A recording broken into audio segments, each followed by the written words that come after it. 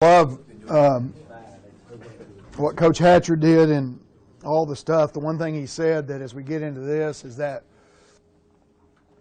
our guys can't get bored with details. They can't get bored with doing the same thing. And as coaches, I always tell our coaches that you can't get bored, because that's how kids get bored, is when you get bored. You know, if you're doing strip drill and it's not a big deal to you, it's not going to be a big deal to them. So I've done strip drill 75 million times, and every day that I do it, I'm excited to do it. Every day that we do perfect drill, I'm excited to do that. And so the details of coaching the drill are extremely important, but the kids do it every single day, over and over and over and over and over and over again, and they can't get bored, and the only way they're going to get bored is if you allow it to get bored. And I don't allow it to get bored. My philosophy in coaching is that I'm not a great scheme guy. I'm okay. I can every now and then call a good play. You know, I every now and then can create something. But what I believe that I'm really good at is I'm really good at coaching details. And I'm really good at noticing little things that other people would never notice and fixing those things. And there'll be a lot of examples the next 2 days about that, because this was a really challenging year for us. Those of you that that listen to the conference calls and that get the emails every day and read that stuff, this was a really, really challenging year. And for us to reach down and to find some way to figure out how to win games when we weren't very good. Our defense played good. They weren't a great defense, but they were a good defense. We sucked. We were bad. And we had to figure out ways to eventually to overcome a tremendous amount of injuries and not being very tough, not being very physical, and find a way to do it anyway, because nobody cares. At the end, they don't care. Nobody gives a shit. We can give all the excuses we want. We lost 12 players. We had 55 different starting lineups. Nobody cares. The only thing they care about is that what was your record, So we had some stuff that we'll talk about that. So as you watch the drill stuff, it's important that as a football coach is that you don't get bored. And the great thing is that every year when I try to refresh our stuff, I try to freshen it so that when you see it, that you see a different rep. Is that this year's reps were really good, especially in strips, and you'll see it I think tomorrow as well, because a lot of it was our quarterbacks in this. So every day we start strip drill, and when we do it, it's the first thing that we do. And the reason that it's the first thing that we do is because I want them to understand that taking care of the football is the most important job that they have.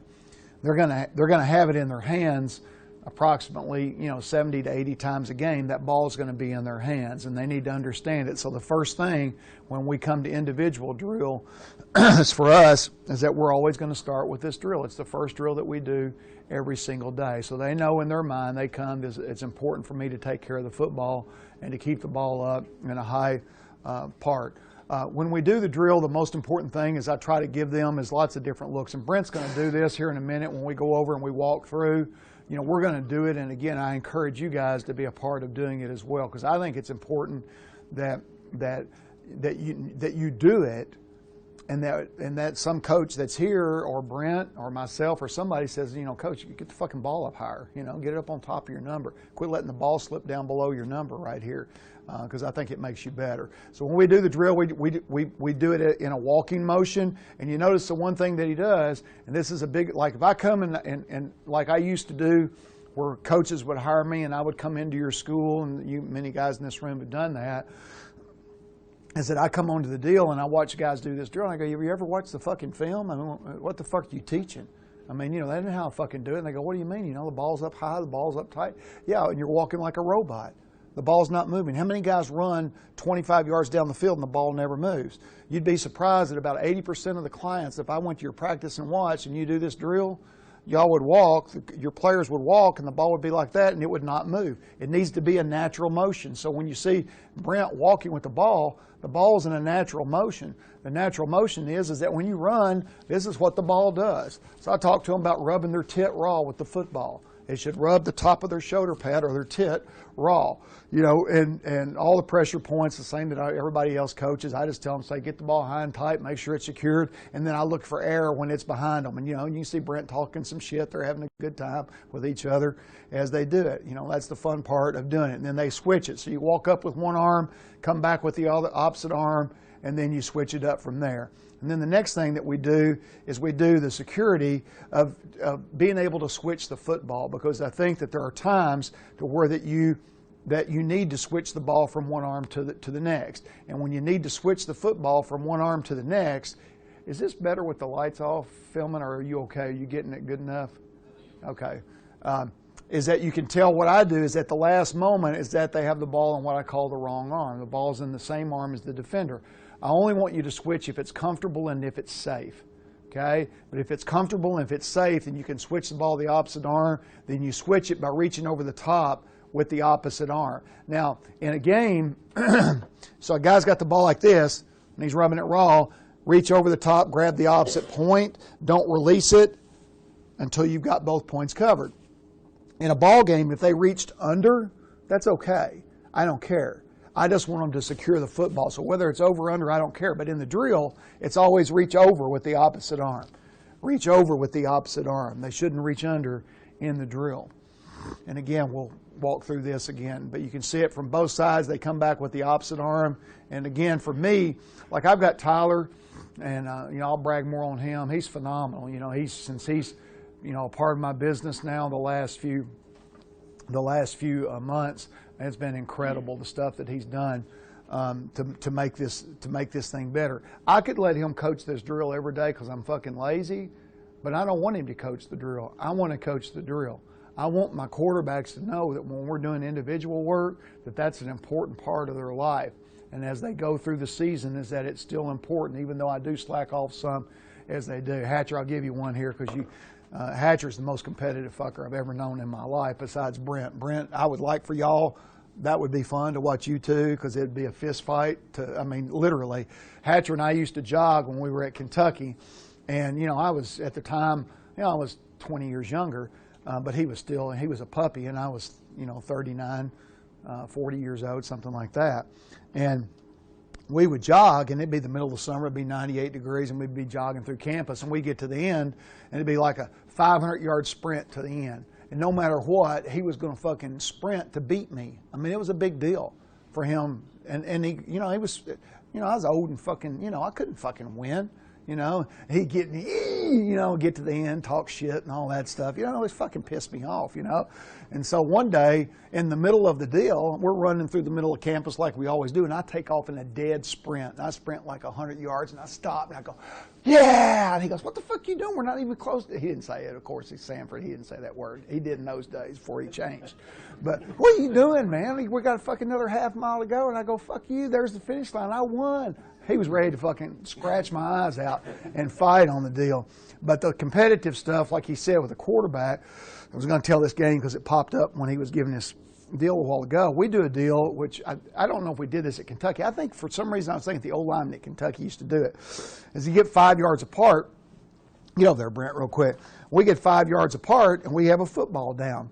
And so there's the yard stripe there, and I got a yard stripe here. So I start the game off, and I kick the football. Well, the goal is the ball's got to roll dead exactly on that line. It will say the ball didn't roll, it rolled about a yard up. So Brent stops now, so that now whatever way the ball landed, if it's crooked, whatever, he kicks it back towards my line. And if it lands on the line, then he gets the point. Well, then he kicked it, and let's say it ended here. I kick it, and so we go on and we play a game. We go to, say, 3. And I'm incredible, right? I'm phenomenal because I invented the game. I didn't really. I think we did. We do that at Kentucky. The old lineman, I think, used to do it. Thank you.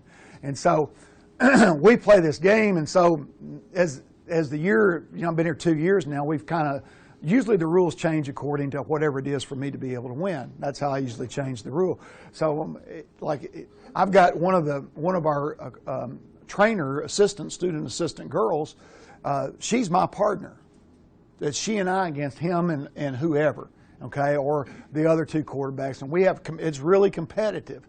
And so the first time, like, he lost the game, I thought he was literally going to fight. I thought we were going to have a fist fight right there on the field, all right? And that's that competitive drive that you don't want to lose in anything. And Hatcher he was just like Brent. They were so similar in a lot of things that they do.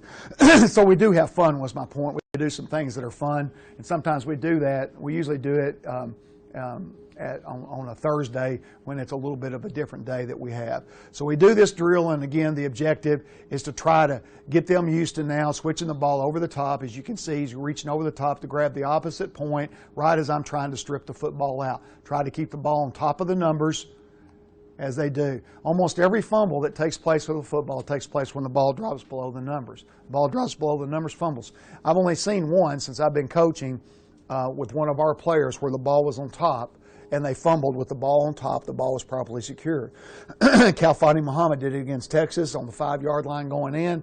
I couldn't say a word. When I saw the film, nothing I could say. He did everything right. Still fumbled the ball. Still got stripped. You know, sometimes shit happens. I got a part of that tomorrow. So that's the drill, and then we really did a great job. Brent did a great job, and then when Brent was hurt, John did a great job on running with the football better than they did last year. So I used the video from this year because the cuts were a lot better. So you'll watch him here as we're running a quarterback train, and you look at the ball is up as it is on the top of the number all the way through, and especially at the moment of truth. You know, when you feel the pressure of somebody getting ready to do it, if the ball did get loose, which it's going to sometimes, it's going to get away from the body somewhere along the way. Make sure that you get it back up secured. So again, he's got the ball as he's getting contact. The ball's up at the top of the number.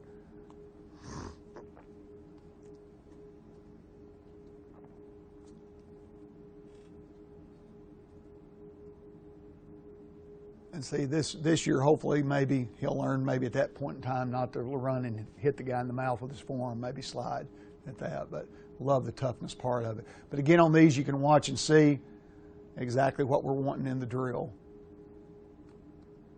Because that's what you're going to grab, contact, hit, and that's perfect all the way through, okay?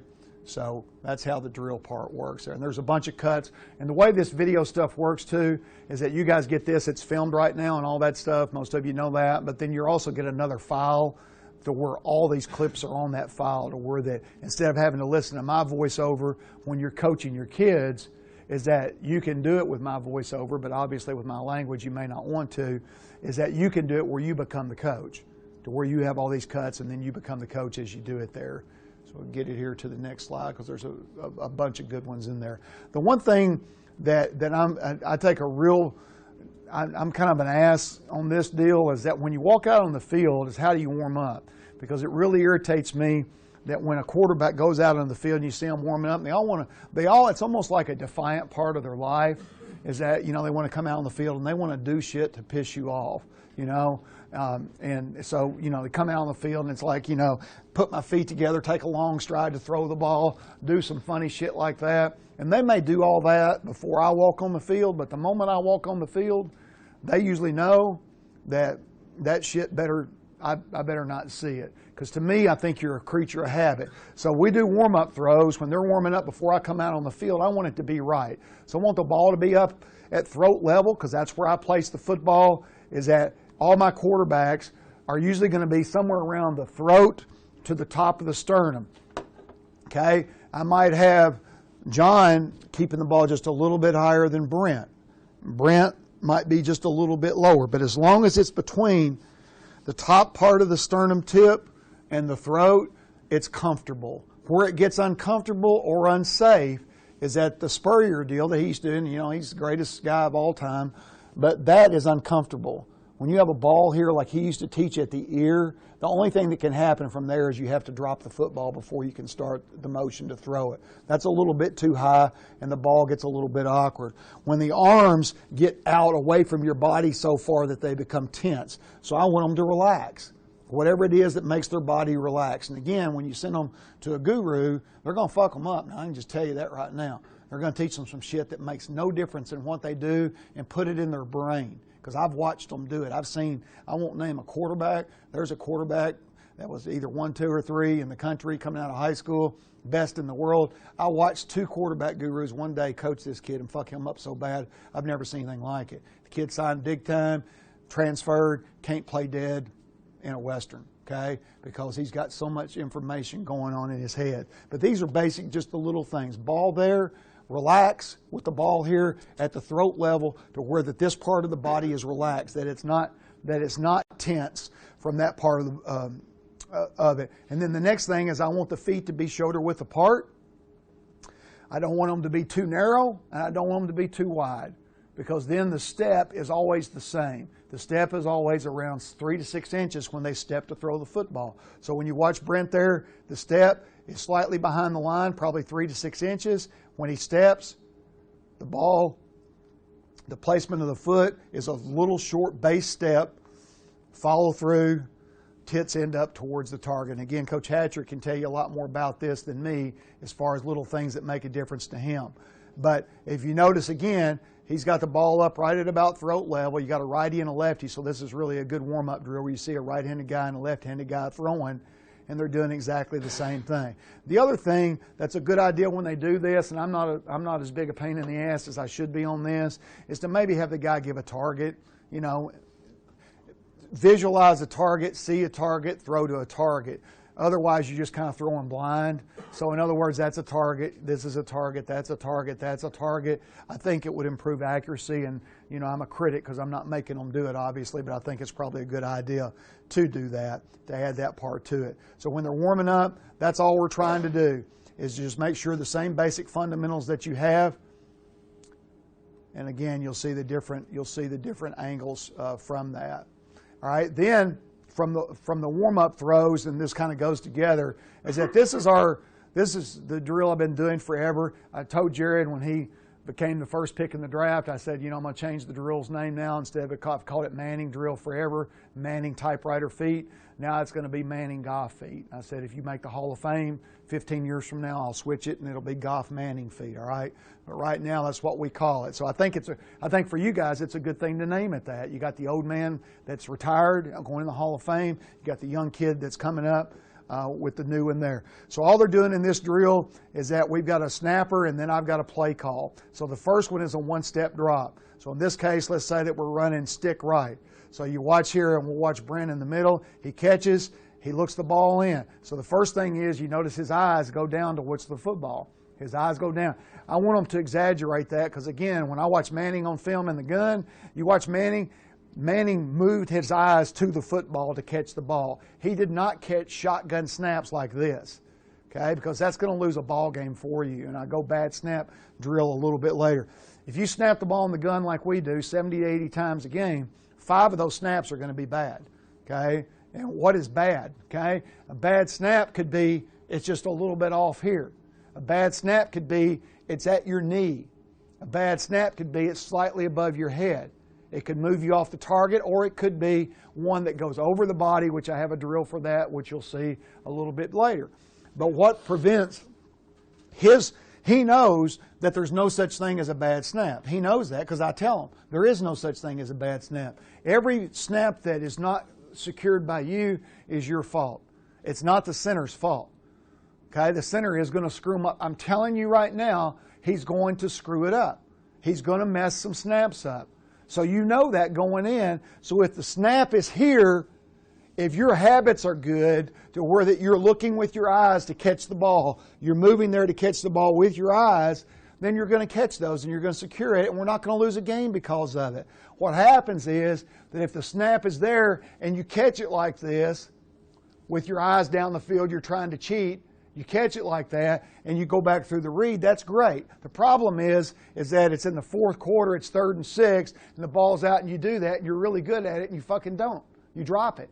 Now we got a bad play. Now we got a play that we might lose a ball game over. So in these drills, I want you to look the snap in.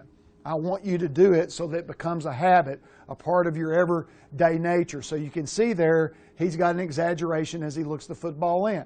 All right, then, because I've called a play, and let's say I go stick right, he's going to go stick, arrow, backside.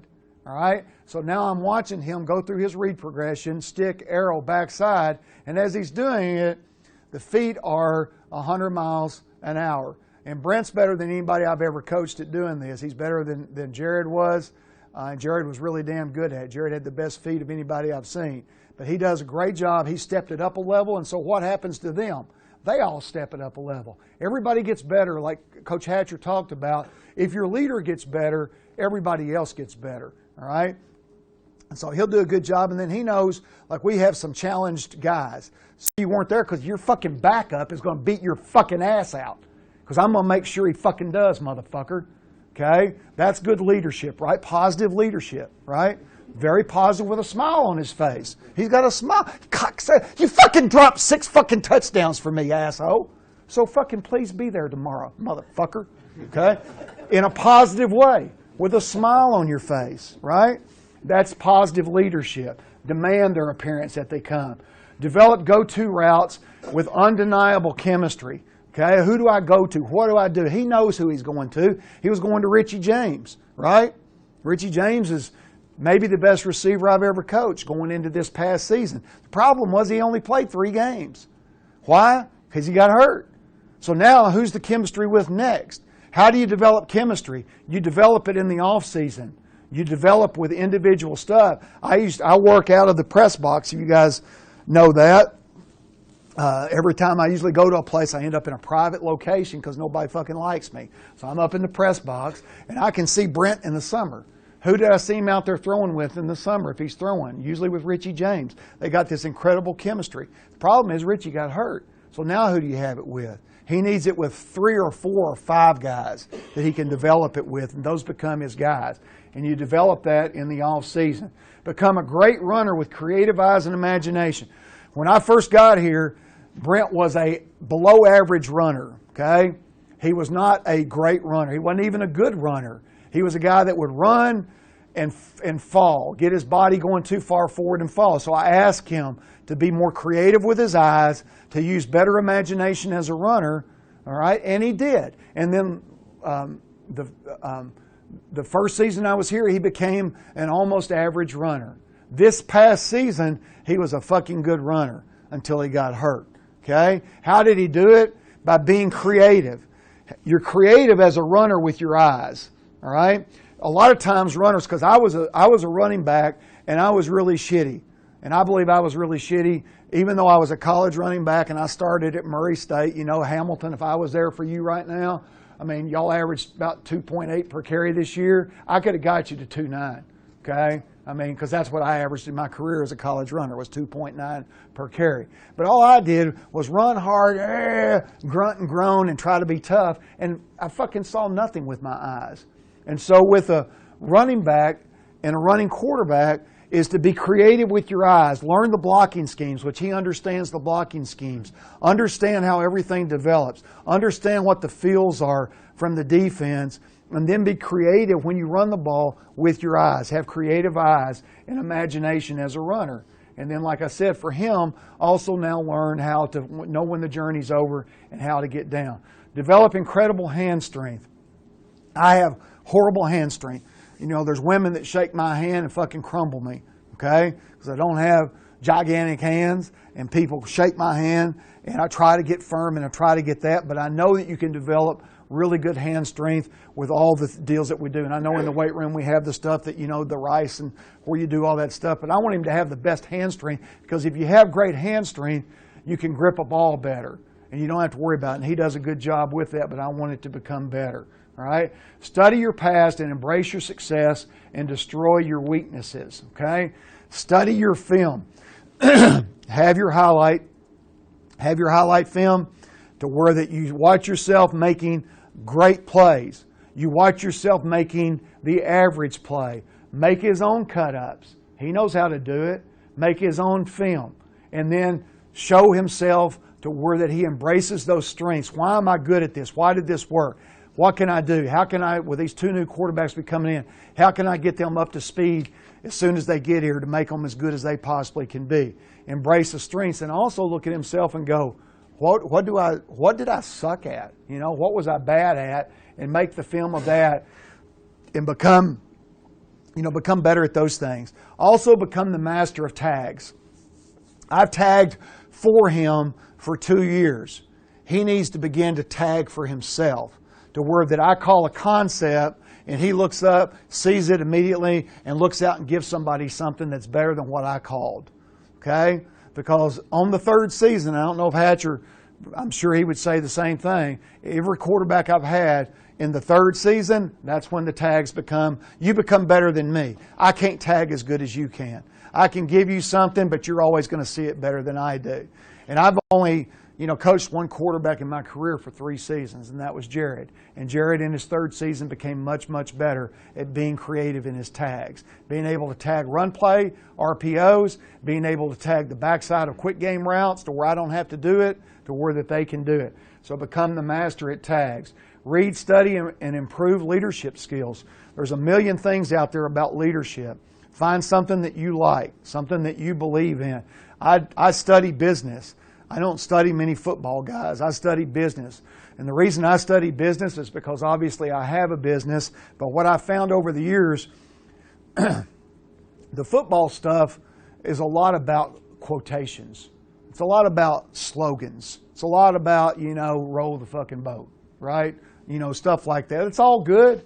Slang is great. It gets guys good jobs and all that stuff. But I like business because there's not very many slogans. Is that there's a whole lot of doing. There's a whole lot of creative innovation of doing things that have never been done before and finding ways that fit you. And so I believe that if you find that and you study that, I almost every day listen to podcasts when I'm walking. And one of the ones that I listen to that if you guys haven't done this is a guy named Tim Ferriss. Okay, Ferris. I think it's just one S. And he's a young guy, but he's done a whole lot of stuff with health and with body functions and with eating and all that stuff. But he wrote a book called The 4-Hour Work Week. And it's basically how not to waste time. And I'm a huge believer in not wasting time. I hate wasting time. For example, if we have a meeting and I got to listen to the O-line coach say, Johnny didn't step with the left foot right here. He didn't get this on. I've been coaching with the guy for 3 fucking years. I know Johnny didn't do that. To me, that's a waste of my time and a waste of his time just so that we can do stuff. So once my coaches and we are on the same page, then I don't meet just to be meeting because I don't want to waste time. And that's part of the 4-hour work week is learning how can you maximize your skill set? How can you maximize your practice time without doing things just to be doing them? Because I hate to do that. So find guys that you can study. Don't show signs of weakness by being too self-critical. He's the worst in the world, and I motherfucked him for probably the first time when he came back from his injury. Because what he does is that, we'll be doing routes on air and he'll make a shitty throw and he'll motherfuck himself unbelievably. Well, that's good because what is he doing? He's fixing himself. But what he's also doing is spreading negative energy around. I do enough negative energy that he don't really need a whole lot of it, okay? I've got enough of it going. He doesn't need to be as self-critical verbally to where that energy spreads throughout the other guys because sometimes they feel like it's coming towards them. And when you got young quarterbacks, sometimes it hurts them a little bit. Daily gratitude. He does a really good job with this. I believe that you teach your teammates how to be grateful and that you are grateful. If you guys don't have this app on your phone, I would strongly recommend that the first break that you get is that you put an app on your phone called the 5-Minute Journal. The 5-Minute Journal has changed my life. It's on the front page of my iPhone right here, and the first thing I do when I wake up and shit every morning. If I'm sitting on the shitter, unlike Trump that's trying to destroy the fucking world on the shitter, I'm trying to read the 5-Minute Journal, and it takes me literally about 3 minutes in the morning and 2 minutes at night for me to set my daily attitude of gratitude. Because the number one thing in the world that makes you have a good day is being grateful. So the 5-Minute Journal is very simple. I start off the day and I list 3 things that I'm grateful for. It can be the same thing as yesterday. It can be as simple as, this morning I'm grateful I get to see David Barnes. That's in my journal from this morning. My best friend from high school, and I get to see him today. Okay, I get to see Chris Hatcher. And, Hatcher and I've gotten closer over the last couple of years. I get to see good friends. Whatever it is, I'm grateful for my daughter, for all 3 of my kids. It doesn't matter what it is, but when you set the tone of being grateful, what it does is it makes you not have a shitty day. because you have gratitude. So he can be grateful, but he can also teach everybody else. And I tell our players all the time this stuff. I spend, 20% of my time trying to teach them how to have better lives. Take snaps and drops and pops and rolls and slide fires and flames and boots daily. He can do all that on his own. Okay, what's a drop? Well, a 3-step drop, a 5-step drop. What's a slide? Slide protection to where he's faking here, coming off of it and have to go through his progression. Rollout, boots, every little thing that he does, he can have a rhythm set up that if I don't set it up for him, he's got it set up for himself. And it could be that he's got 5 minutes free and all of a sudden he just says, you know what, I'm going to get better at rolling out to my left because it's usually easier to throw to the right for a left-hander than it is to throw to the left. Demand excellence for yourself and your teammates, okay? He does that, all right? But demand it not only for himself, but demand it also for his teammates as a leader. Make everyone better with positive, firm leadership. And again, it's amazing, and I'm bad at this, I know this. I've got really, when I'm pissed and I don't feel good about something, my body shows it usually. I can walk into a room and people go, oh, fuck, all right, something ain't right. I'm not great about hiding that body language part of it. But if you ever notice that there's some people that smile, are positive all the time, and they could look you right in the eye and they could go, Colby, you're a sorry motherfucker. You really are. I don't fucking like you. But, you're also ugly, okay? And they finish telling you all this and you go, wow, I love fucking Colby, Or it could be, you're fucking great coach, Colby. God damn it, motherfucker. You fucking, I really fucking like you. You're fucking really good. Body language means something. It's like, did he just fucking compliment me? I don't know if it was or if it wasn't. So body language does make a difference, and with body language, you can have better leadership. Meditate, okay? If you're not doing that, start it, all right? Meditation, and this is the one thing, it's hard, man, because, man, when you sit in silence and do it, I do Headspace. Headspace is 10 minutes. It's an app, again. And again, why did I choose Headspace? Because it's easy. Because that's what Tim Ferriss used. And then he's gone more into the transcendental meditation now. But the reason that I know that Brent should do meditation is because 80% of the world's leaders in business that are killing it in the world are meditating. And almost all of the people that I admire in the world that do great things meditate. They start their day to where that somewhere during the day, some of them do it more than once, is they go to a quiet space and they turn everything in the world off and they have a focused meditation. And usually it involves sometimes self-talk, sometimes it's mantras. But if 80% of the top leaders in the world that are changing our world for the better are doing this, there's got to be something to it. There's got to be something positive. So if Brent wants to be the best guy in the world, he needs to do that. Look for and find missing keys of defenders and defenses that we missed during the season on film study. I am not a great scheme coach, and he knows that. So in the off season, what he can do is take a game film, watch a game film, make notes, and go, wow, this is what they did that I missed during the game. How did I miss that during film study? What did I not do during film study that I missed that? Coach Franklin missed it. Everybody in the room missed this. It would make me a better football player. He can do that in the off season and become a better, be more prepared as we start off. Reach out and find teammates that we need to rise up and become their mentor, lead them to the promised land. You're in college football, you got 120 kids in a room, in a deal. We got some lost souls now. I mean, there ain't no fucking doubt. We got some lost souls. We got guys in our room that are in trouble. Steve Ellis is in the back of the room back there. Steve Ellis was coaching DBs when I was here in 2009.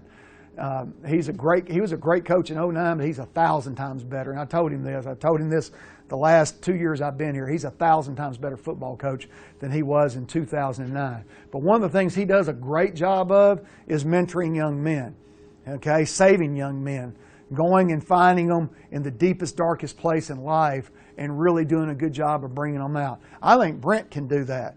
I think that he can do a better job of finding guys that are in trouble. And sometimes we don't want to do it because it's uncomfortable.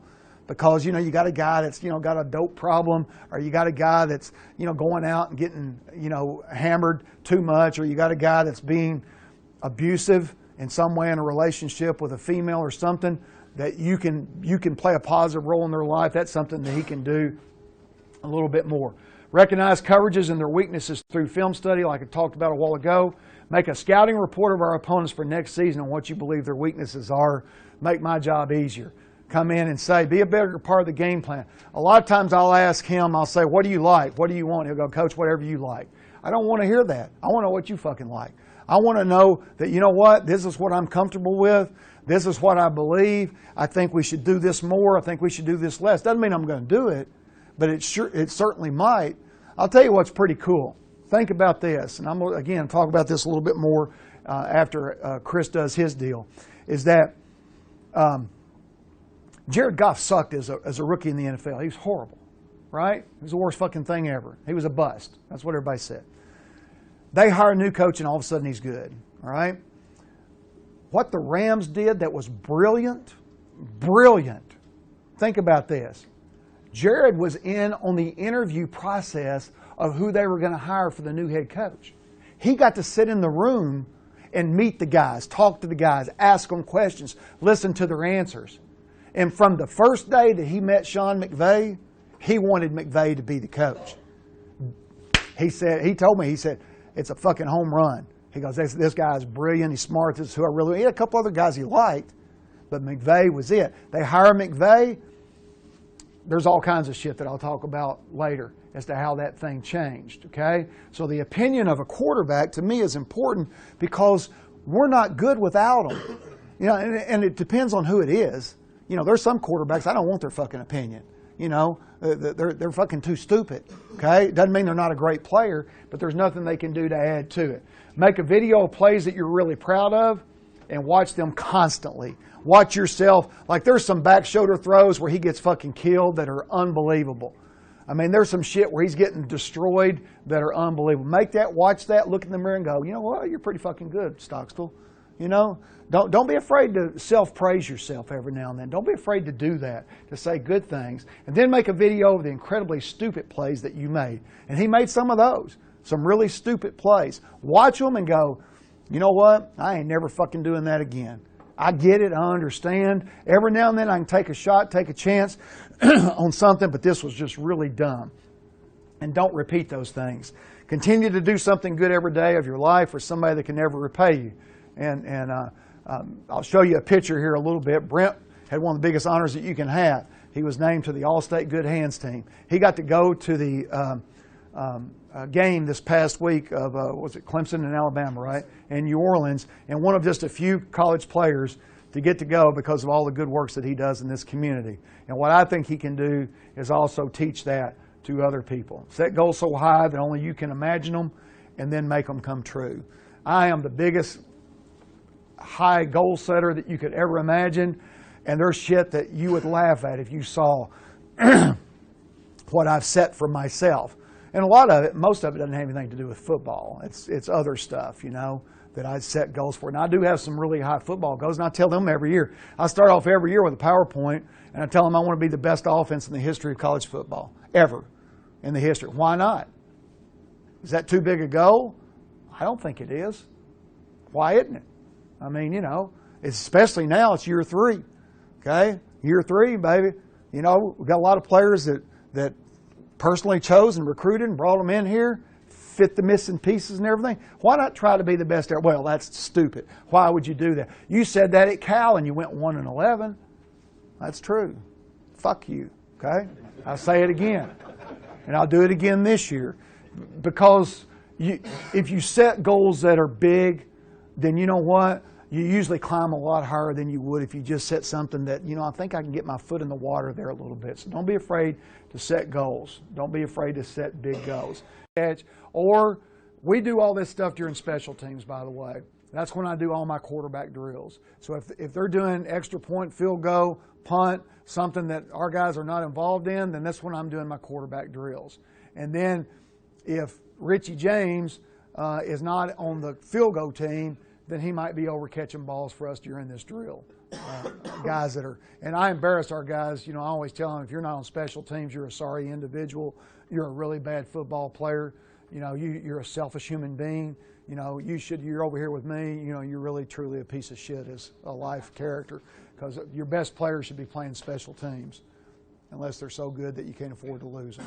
So again, they're, you know, getting the ball out fast on the swing screen, and then getting it to them, in this case, on the upfield shoulder. If the ball is on the upfield shoulder, you got a chance for, like in this case, you know, Octavius goes and takes it to the house. That's one of the reps from last year, one of the reps from this year. Okay, we do this a lot with the missile screens, to where that we fast motion the back, which gives him a really easy tell. He now knows that, you know, I don't have man, I've got the leverage that I thought I was going to have, so I don't have to worry about it. So now he just catches and gets it out faster. And again, upfield shoulder, if we get on the upfield shoulder, this guy's got a chance and get straight up the field and get some positive yards for us right from the beginning. So we drill the missile screen from there. All right, now we do the backside of the missile screen. So you see I move the targets now. The target that was catching the ball back here is now there. So now the quarterback's eyes will start opposite. He starts on the chop screen. So if you look now, Brent's eyes are to the right, and he's throwing missile left. So he starts eyes right, loses ground. We'll do it here from the back angle. Eyes opposite, lose ground, don't have it, lose a little more ground, stop, throw, upfield shoulder.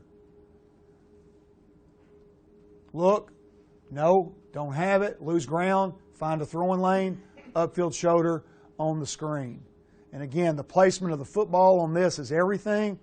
Is hitting the upfield shoulder with the football. Drop step.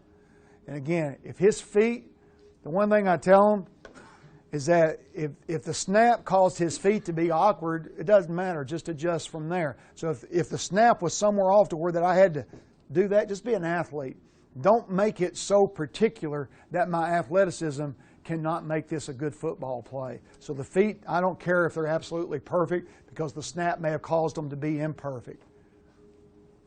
All right, again, now with the right-handed guy, same thing. Looking for the chop screen first, flips his feet, throws it again to the upfield shoulder.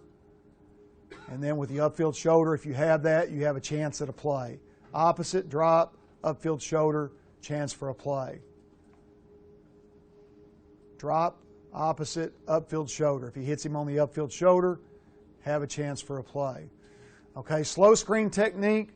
I've done this the last couple of years, is that I've picked a side and I've either run it to the right or I've run it to the left. I haven't run it to both sides. Like Coach Hatcher talked about, the one thing that you do a lot of times as a coach, and Chris and I communicating during the season this year helped both of us a lot. I got a lot of great ideas from him. He got good ideas from me. And then we both the next week would act like that we were the one that gave the idea, you know, that suggested it. If he said, you know, that was a great, you know, I did this last week. I said, yeah, don't you remember I told that to you, you know. So we had a lot of fun sharing ideas back and forth. But I usually do, like the slow screen stuff, it's hard to be really good at this screen. The slow screen, we just call it the old school screen, which is, you know, the three-step drop or the one-step shuffle, shuffle, lose ground, and then the running back slips under. Different ways that we've done it with the running back. But again, if you watch this, he takes a big step, one big step, and then he loses ground. Lose ground, let the running back slip through, and now I have the running back already in the place where he has slipped through to. Find the throwing lane, and you're probably getting ready to get hit. So a lot of times you have to lose more ground as you throw the football. So now again, I've got someone standing there on both sides. When you look at the design of setting your drills up, to me, setting the drills up in a methodical way to where that everything runs smoothly allows you to get more quality reps rather than having to set it up at the last minute. So again, for us, you know, we got a guy down here that's hurt. He's injured. Again, injured players, you know, can come and catch footballs. And so he catches a football in this drill. As a matter of fact, he was supposed to be here this morning. Oh, is he? Okay, good. All right, so again, now we'll watch it here from the back angle. Running back is going to slip under and through. Quarterback knows that running back is going to have a hard time getting through there, so it's your job to set it up and buy time. Start the eyes opposite, one big step, start to lose ground. You can do one big or you can do three. Okay? Some people do 3, set, wait for the rush, and then lose ground. We do 1, lose ground, shuffle back, find the throwing lane, get the ball out in front. Same thing here, coming again from the opposite side. Eyes start opposite. And then you look at the eyes, look at these guys, look at both of their eyes because his eyes are there. His eyes are there, their eyes are there. They start in their drop, they're looking at his eyes, he flips at the last moment, and then this is again something, I'm not coaching this, what he's finding is he's got to find a throwing lane. All right, the back's having a hard time getting there, he knows he's got to buy a little bit more time, so he starts to chase it outside, the back gets there now, he's able to get the ball on the front shoulder. The one thing, and I think Coach Hatcher said this, maybe not exactly the same words, I tell the quarterbacks this all the time, as a good quarterback, you have to overcome your coaching. Okay, what exactly does that mean? I'm going to tell you things, we're going to drill things, and they're not going to work. I'm going to drill something for you, and all of a sudden in that situation in the game, if you do what I told you to do, it's not going to work. You have to then overcome your coaching and make a play. That's what great quarterbacks do. And then we act like we taught it, teach it in a clinic, okay? But bottom line is all great quarterbacks can overcome their coaching and make plays regardless of it. I'll show you one last one here. And then again, it's a good job handling the snap. Look at the eyes on the snap, the ball's up high. If he dropped that football, that's his fault, okay? I can go over and I can chew the center out all I want. Bottom line is, who's a better athlete, the center or the quarterback? Most of the time it's the quarterback. Occasionally the center might be, but if so, you got a bad quarterback. We'll talk about that tomorrow. I'll say solid screen techniques. So now we have a play fake involved, right? So normally for us, this looks like stretch. So quarterback now needs to show the football. Or as the season went on this year, we kind of changed our solid screen. We changed our solid screen because we had to get our old lineman out faster because it wasn't working. And so we changed it to where the play fake became much less important. The old linemen were 1 step and slipping instead of 3. And so we changed that in the middle of the year. But in this drill right now, we're showing the ball, dipping a little bit, losing a little bit of ground. So as we show it, lose ground, slide just a little bit with the play fake, just move our bodies a little bit, trying to create a throwing lane, and then we got to find it. And so again, same thing. The one thing I can tell our QB, and y'all bear with us here because it doesn't look like the way I'm going, I may not get through. We'll have lunch, and then when we come back, we'll go directly to the walkthrough in the gym.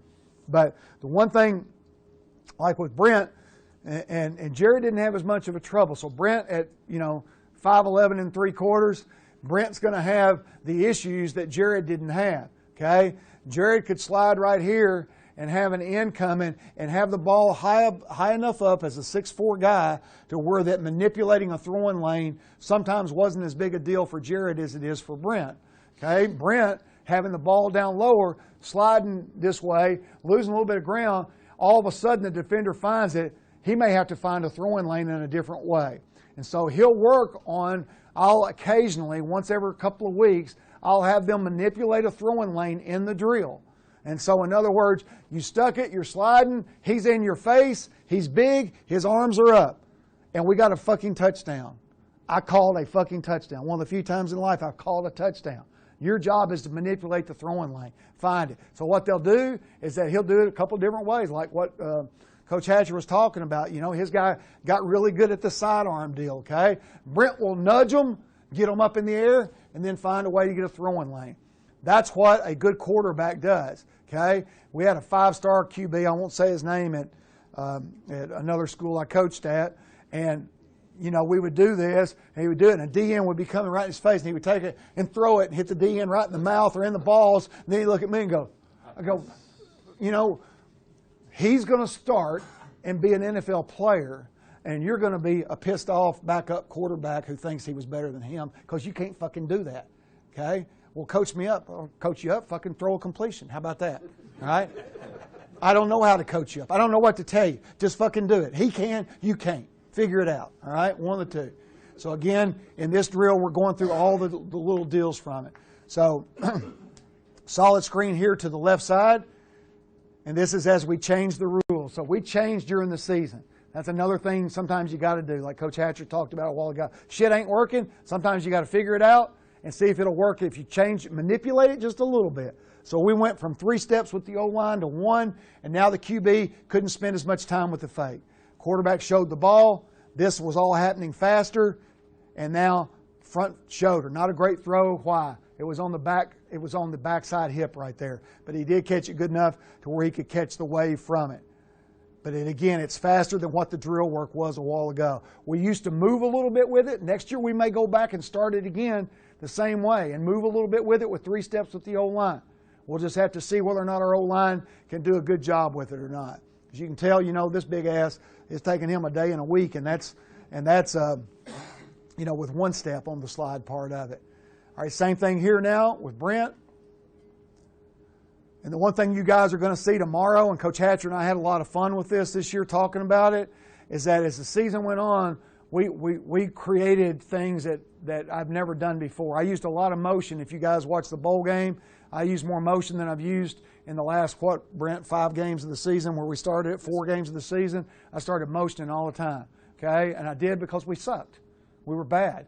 And I had to be more creative to help ourselves. But to do that, I had to change some other stuff too, which we'll talk about. So again, here, it's a faster screen. The tackle's only 1 step, so Brent is faster on the fake, and that's a perfect throw. Ball's on the upfield shoulder. Guy can catch the wave, and once he can get up the field, then he can begin to make the play. So those are the solid screens. Get back. All right, now the sprint screen technique. Sprint is just, we're going 3 steps as if it's a rollout. This has been, I can tell you right now, like I was listening on I started listening to the NFL Network this year because Jared was playing good. I didn't listen to it last year because I got pissed every time I turned it on. And so I'm listening to the NFL Network on the way to work, and they were talking about McVay has he's 31 years old, the head coach of the Rams. 31 years old. I watched 1 practice of the old regime under Coach Fisher. I watched 1 practice under Coach McVay, and I could have told you on the first day of each practice who was going to be the most successful because it was like night and day. But they were talking about McVay that he has a photographic memory. He literally does. He has a photographic memory, and that he can remember every play that he's called, like that somebody called 8 years ago when he was 22 years old, 23 years old. And that in the middle of a game, that thought will come to him and that he'll create that scenario and call that play, which is pretty amazing to do. I have a non-photographic memory, but I can remember sprint screens for some reason. I can still remember being at Owensboro Catholic as a consultant back when I was broke, and we were playing Corbin at Corbin, and it was 3rd and fucking 1 or 4th and 1, and I called rodeo throwback, which is what we called it then. Now we call it sprint, and we hit it, and the guy, made 2 people miss and scored a touchdown. I felt like a fucking genius, but I can remember that. So anyway, you notice this drill about what's different. Anybody tell me right now what's different? I staggered them. I want 2 guys going at one time. Why did I stagger them? Because watch, now they won't run into each other. One of them sprinting right, one of them sprinting left. One of them whirls and throws, or they both whirl and throw in this case because they're right-handed and left-handed guys. So they're 1, 2, 3, whirl, throw, manipulate, find the throwing lane. And again, if you watch the difference between the two, and Chris talked about this a while ago, what do you really want as a quarterback? Brent doesn't have the strongest arm in the world, but what he can do is he can get it out quick. Okay, so watch the difference. You know what that is right there? Ball in the air, ball not in the air. It's the difference in winning and losing. Okay, difference in winning a ball game and losing a ball game. So, again in this, we're going 1, 2, 3, lose ground on 4, 5, ball out. When I turn, ball out. And then also expect that there could be a problem. All right, now, neither one of them now will whirly-bird because they're throwing back away from their dominant arm side, so they don't have to whirly-bird on it. Now it's 1, 2, 3, lose ground on 4, 5, manipulate, find the throwing lane, get the ball out. 1, 2, 3, lose ground on 4, 5, and again, that throw should be on the upfield shoulder. That's the important part. Be fast, get the ball out, get the ball on the upfield shoulder. If the ball's on the back shoulder, it's a difference in winning and losing a ball game. So again, here now with John on the first one, 1, 2, 3, lose ground on 4, 5, find the throwing lane, upfield shoulder. Hopefully the rhythm and the timing are going to work. Same thing again, 1, 2, 3, lose ground on 4, 5, upfield shoulder. If it's the upfield shoulder, he's got a chance to catch the wave of that block. If it's not on the upfield shoulder, he doesn't have a chance to catch that. And now here one with Brent. 1, 2, 3, and now he's got a whirly bird because he's going back to his dominant arm. I call that a whirly bird. 1, 2, 3, whirly bird on 4, 5. And I love this because this is him manipulating. See? The 5-star guy threw it right at this guy's balls. Okay? Brent goes, okay, I just manipulate him, get him up in the air. The one thing we tell them is all defensive players are dumb fucks. No offense, Steve. I see you in the background back there. I always tell them they're all dumb. They all want the same thing. What do they want? They want the big play, tip, interception, all that stuff. As a quarterback, all you got to do is do that, and they all do the same thing. They all jump. They're all gonna, and it's fucking easy. Okay, losing a guy in a pass rush is the same thing. You just got to manipulate them just a little bit, and they'll fucking, they'll do this shit. They want to get on TV on ESPN. Okay, all right, bad snap. You're going to get bad snaps. The question is, if it's so bad that you can't catch it, there's two things in this drill that I want to do. I want them to think that there's going to be snaps that they can't handle. And when it does, what do? Don't panic. Rule number 1. Chase the ball, look it all the way in, pick it up. You'll be outside the box by now. Throw the ball away past the line of scrimmage. I can't just tell it to them, so we train it. So in the beginning of the year, we might do this once every 2 or 3 days. At the end of the year, we do it at least once every couple of weeks. So I throw the ball, I get it all over the place, and the whole deal is watch it in until you have it secured. All right, I have it secured. My hands are on it. My eyes are on it. I'm outside the box. And again, now I'm also working on throwing the ball on the run. I'm outside the pocket. I get my tits to the target. I follow the throw. And when we throw the ball on the run, I changed one thing this year from all these years of doing this thing. I've always done all my drill work when we throw the ball on the run, is that as we get ready to throw, we get our tits to the target. Ball's still up, and then right before the throw, we get just a little bitty, hot little Manning deal, bam. And the reason I do it is because there's a lot of guys that suck throwing the ball on the run. They can't do it. And so what this does is it makes them basically 100%. You guys that do this know. If you're throwing the ball on the run, and you do this, and you get your body to the target, you're going to be almost 100% effective on throwing the ball on the run to short throws. Just a little bitty pitter-patter right at the run. However, if you do that, it's also going to cause yourself a fraction of a second of time. So we're in year 3. We're in year 2.5. So in the second year and a half is that I tell them, I say, okay, let's drill this thing, and now you're not going to have to do your feet anymore. Okay, I'm going to let you guys just do it. As long as you get your body to the target, as long as I get my tits to the target, as long as I get my body there, I'm okay with you doing that. If it works. If it doesn't work, you're going to go back to the other deal. Okay? And so then I watch and see if it's going to work or not. And so what they do now is sometimes they get them hot, sometimes they don't. And that's what they basically did anyway before. So it is a little bit different. You'll see some other throws on the run to where they do it. This is a way to where instead of me having to do a rodeo lasso movement drill, I just combine it in with this. Brent had drank before practice this day. If you see that, just had a couple of beers. Struggled a little bit with it. And then again, you see it as it happens. Okay, gets a bad snap. And when they get a bad snap, the number one thing is don't panic, because I give them worse snaps than this every day. Eyes down. Notice the eyes. What if he had done one of those deals where he's trying to read coverage on that play? So he's taking the snap, and the ball snap, he's trying to read coverage, and he does it on that one play, then this becomes a disaster, and we lose this game. And this was a gigantic win for us. But he looks it in, and then the next thing is he doesn't panic. Get the ball up. Don't panic. If you've got time, you don't have, this is a funny play. I'm going to show this one later. Every fucking thing bad that could happen. It shows you what our season was going to be. And then again on this one, ball down just a little bit low. He should have handled this one clean. But the good thing is that he doesn't panic. His eyes are down low. He doesn't panic. Once he picks it up, relax. Again, defensive guys are all going to try to kill you. So if you relax, you'll usually be able to avoid. Kept the ball up nice and high and gave us a shot.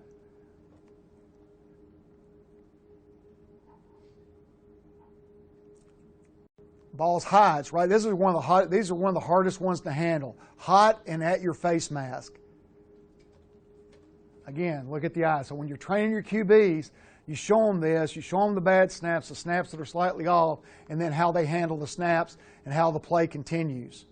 You still can't get a 5-step drop, but what you can do is that you can complete the play. You try to get to the depth that you need to get at. And again, this is just throwing a screen with the ball to the left. The ball's high and the ball's to the left. Now, the one thing I want to make a coaching point here is that if you look at the alignment of our guys, first of all, our line splits end up being, we tell them 2 feet, but as life moves on, you know, you guys know they get closer and closer and closer and closer, right? So if you're running back, for us, the running back has got to be foot to foot. If that running back lines up in the gap right here, okay, in other words, he's not being coached well, because if he lines up in the gap, that means my running back coach has done a shitty job. He's not having this guy do his job right, okay? If he lines up in the gap and he gets a head start and takes off, when you get a snap that's low and left and you're running stretch, you know what happens? You get a fumble, okay? He'll hit the football. So part of being a good coach is making sure your guys get lined up right, as my first mentor in coaching taught me. So I'm a big stickler for that. Again, here he's foot to foot. He's in good shape. All right, again, look at the snap. Snaps off, but he's trained. He's trained with his eyes to do it on a daily basis, to look the ball in, and in this case, he's able to continue and able to make a good play out of it. Looks it all the way in. Okay? Any questions on snaps and bad snap drill? All right, I love this one. This is one of my favorite ones, and that's doing escapes. And so escapes ends up being now my new rodeo lasso drill. I do this, and we have both of them. The first one is a whirly bird, okay? And a whirly bird, and Brent's really good at this. It's fun to watch his cuts on this, and John did a good job with them too. What that basically means to me is that there's a defender when you get into your drop that comes free and he's coming to your inside. Now, I'm probably the only coach in the country that does this, okay? I want them to whirly bird both ways. And everybody thinks I'm crazy, okay? A guy's coming this way inside, it makes sense to whirly bird out. A guy's coming this way to a right-handed quarterback inside, most people just have them lose ground and sprint out. I don't. I train them to whirly bird, and you'll see on the film as to why, to me, it's an effective method to put into their brain. It gives them another escape method. It's another way of escaping that they may not have. So in this case, he has a low-level defender. The QBs chase each other. They get into their drop. On the last step of the drop, the defender's free, and I spin out. So again, to me, defensive linemen, linebacker blitzers, corner blitzers, they're all the same. What do they want? They want the big hit. They want the ESPN shot. They want the game day footage. So if you just relax when you feel a free defender, chill, relax. Trust your training, okay, like the Navy SEALs do. Trust the training. The helicopter crashes when they go to kill Osama bin Laden. It crashes. Everything fails. Nothing works the way it's supposed to do. And when you hear the guy that shot Osama bin Laden, I listened to him in a fascinating interview. If you've not heard this and you have Sirius Radio, go to Howard Stern's. He's the best interviewer in the history of the world. Howard Stern interviews Robert O'Neill that killed Osama bin Laden. Fascinating. And Stern's like, he's all fired up, and talking about it and all that. And he goes, well, just went back to our fundamentals, just did our fundamentals. You just do your training. That's all you do. We all knew we were dying going into the mission. We all knew we were going to die. Everybody knew. We just do our fundamentals, okay? And that's what these guys do. Trust their fundamentals. You trust your fundamentals. Here it comes. Inside, he's free. Relax. Chill out, okay? The guy's an idiot. He's a moron. He's going to try to kill you. He's not going to just try to attack you. He wants to kill you. He wants to hurt you. Relax. Everything's good. Trust your fundamentals. Get out of it. And then fundamentals of throwing. Tits to the target. Ball high. Follow the throw. And the one thing Brent will see when he watches the film, in all this drill work, we do a really good job of keeping the ball up as he scrambles around and all that. On game day, he gets the ball down. The ball's going to drop away from his body. He's going to have the ball like that. I hate it, but he's never lost one like that. So I allow it to continue to happen. John did a better job than Brent did when you go back and watch the cuts of keeping the ball up. So that's the one thing Brent can do a little bit better job of, is that when he's scrambling, is keeping the ball there. All right, same thing now for John. He drops back, he's got it, and he scrambles out with the low-level defender. All right, here they are on game day.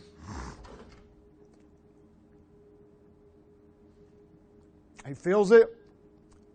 It's inside. He's loose. It's free. Relax. Get out of it. Get my ball in space. Make the throw. Same thing here. He's going to feel it. And he's going to say, which way do I go? What do I do? How's this going to work out? What's the plan here? Okay? I'll just go back to my training. When in doubt, all right, I'm out of it. And then that's the only thing I don't like, right? But now sometimes you just got to be a fucking player, right? I mean, sometimes you just got to be a player. It's easy for me to say, you got to keep the ball up at your throat and all that. No, you don't. You got to get out of it. He got out of it, now fucking put it away. This is the part where training comes in. He should put the ball away right there because he can't see some of it. But again, what does he do when contact is coming? He got it back to where it's supposed to be, okay? Just need to get it back just a little bit sooner. All right, again here. It's just training. I train out of it, I roll out of it, and I'm able to make a play to keep the play alive. Just training. And then here comes the one that he's trained for forever. This is the one that looks just like practice, right? Here comes the guy that's going to kill me. Oh, he's a dumb fuck. I love him. Okay? And I'm not saying this obviously about the individual on this film. This is just about defense. This is how we talk about them, Steve's in the other room going, fucking receivers, fucking, he's chicken shit motherfucker, He's doing the same thing. That's how we coach. But again, this guy, might play 10 years in the NFL, but he can't do it if my training is better than his training, and that's what my job is to do.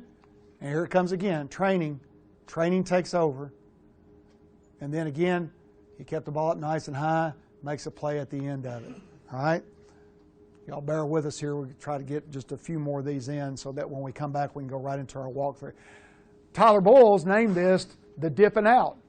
I never have called this anything except another part of the scramble, but it's now called the dipping out. So Tyler's addition to our seminar series, the dipping out. So it's the same thing, but except we have a high free guy. We got somebody that's high that we feel like is coming off, and I always tell them is that when you escape underneath, you almost always need to escape where the bad guy came from. Escape where he came from, lose ground, keep your eyes downfield, try to find a way to make a throw. If not, just run and score or run and get a first down. And again, this is how we get our throws on the run deal. The most important thing when you throw the ball on the run is that can your body follow the throw? If your body can follow the throw, then you're probably right to throw it. Where you get in trouble is when your body can't follow the throw. Doesn't mean you don't do it, but if you're running, and Brent had one of these in the bowl game, is that you're running this way across the field and you're throwing it that way.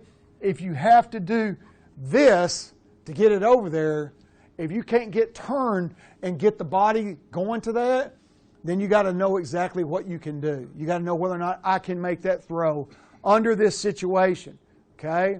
But otherwise, if I can get my body turned most of the time, and I know the flow, if the flow is going to take me to the target, then usually I can complete the ball if the guy is open. I usually can do that. And then again, sometimes you can't let coaching fuck it up because you try to overcoach a guy that's just natural scrambling like Johnny Manziel did everything wrong in the history of football. But it worked when he was in college. And so you went from there. They coached him up enough in the pros where he couldn't do anything.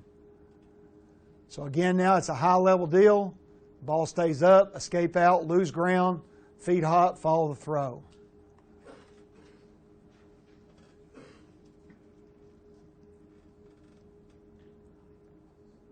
Escape up, eyes downfield.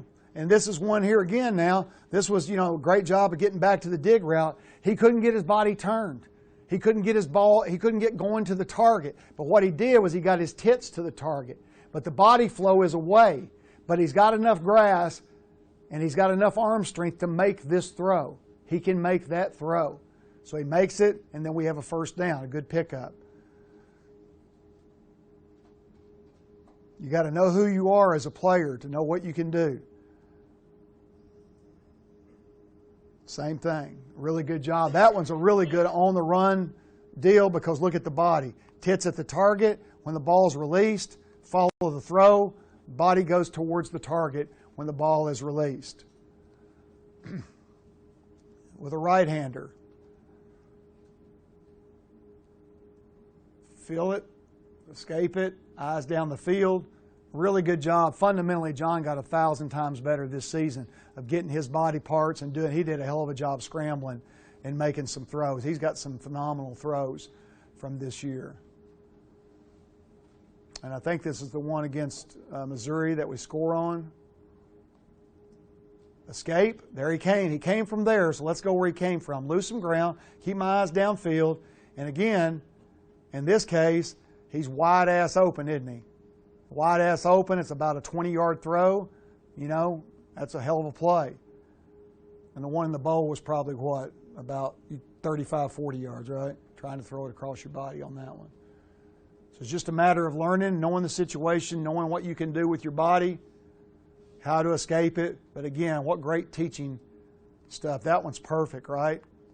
Escape up, out, eyes downfield, tits at the target, body language follow the throw. If the body language follows the throw, much better opportunity to make a play. There he came.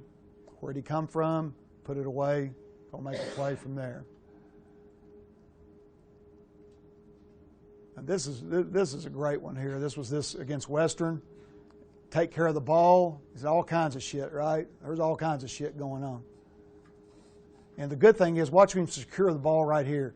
Secure it. Secure it. He's got it secured. Kept it away. Now he's going to go try and make a play now. Get out of it. Gets his body to the target. See, y'all haven't seen that drill yet where I teach him to arc it like that. Okay, we have that drill. I'm going to start it next year and act like I created that. That's what you do. You overcome your coaching. You just make good plays. He makes a good play, gets it down to a guy that does a nice job finishing it off. Okay? And the only deal I'll do this, mainly with the young guys that first come in, is I'll do this little yo-yo drill. And the yo-yo drill is just to get them used to following the throw on the target, getting their feet hot. And so I'll do this drill with them to where that they start with a natural running motion, a couple of steps up the field, the other guy's backing up, get the feet hot, and then when they throw the ball, follow the throw. Biggest mistake in the drill is that they don't follow the throw. Okay, run natural motion, get the feet hot, follow the throw. And again, you don't have to get the feet hot. And these are just a couple of throws on the run, and you just saw all that, so I don't have to show many of them there. That's a good beginner drill to start with. Feet, this is really good. Got his tits turned, eyes toward the target. Body language, look at his body after the throw. Continues to move the body towards the target after the throw. Get my tits to the target, and then watch when he throws it. John got so much better this year on doing this. Watch after the throw, watch the body language go right to the target. And that makes his accuracy that much better.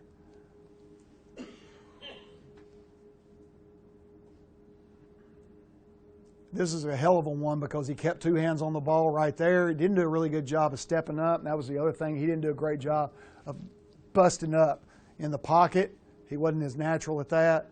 And I didn't do as good a job coaching him. But again, as he throws the ball, watch him get his tits turned. Tits are at the target. Eyes, tries to fall through. Takes the shot, completes a big play.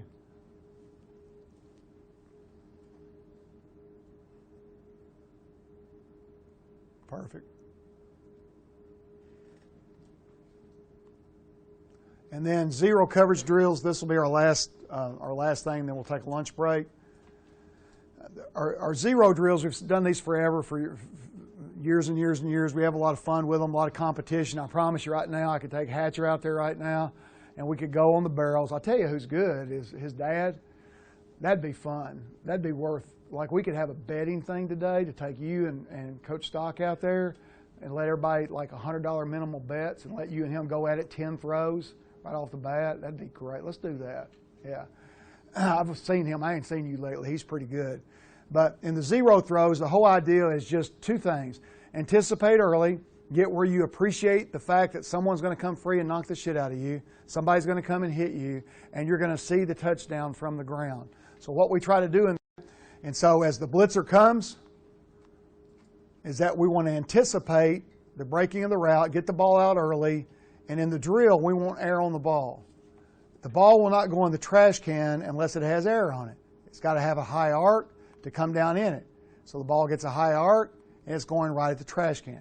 So if you throw 100 of these over a week, let's say that, or over 2 weeks, because we only throw usually, a couple of throws to the left, a couple down the middle, a couple to the right, so about 6, 7, 8 throws. If you throw, let's say, 100 of these over a 2-week period, if you're the number 1 pick in the draft, Hatcher, how many would he make out of 100?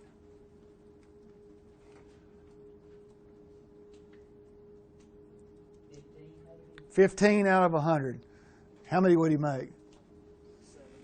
7 out of 100 if he's the number 1 pick in the draft. You know how many the number 1 pick in the draft would have made for us? Maybe 2. Maybe. Now, a Couch would have made probably 20. He was phenomenal at it.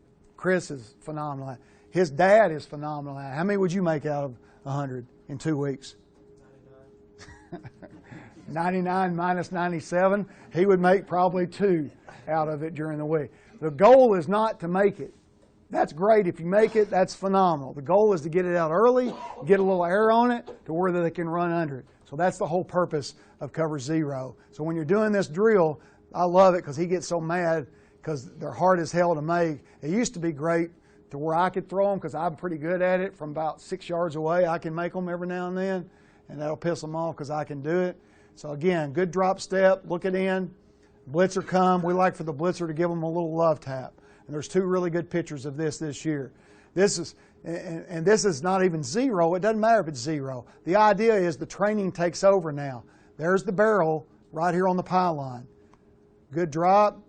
You got to throw it and anticipate. Cover 1. You got a little bit. If you throw a flat ball, there's no chance. Air on the ball, drop it into the barrel on the indicator, and that's the only way that throw's made. If there's not air on the ball and that ball's not thrown with a good arc, you have 0 chance of making that throw. Another good one here.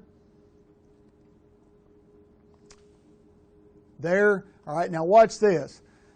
The ball's going to come out on the indicator. He gives him a great indicator, meaning that he nodded his head. When he nodded his head to show him he's sticking, the ball's gone. He's already thrown it. It's out right now. If that's a flat throw, there's 0 chance of completion, 0. The ball's with air from the air drill, and the ball's perfect. And then there's one more in here that's worth looking at. Yeah, this one. Because this one, he gets a lot of air on it because he's getting hit. So he's getting rid of it right now. The guy's coming free. He's got to get rid of it early. He's got to get more air on it because he's just now stuck the route. So the ball's already gone. The ball's up here right now. A lot of air on it. It's going to fall down, and it's perfect into the basket. Okay? So those are the little detailed drills that we work every day. Those are the things and fundamentals that I coach every day.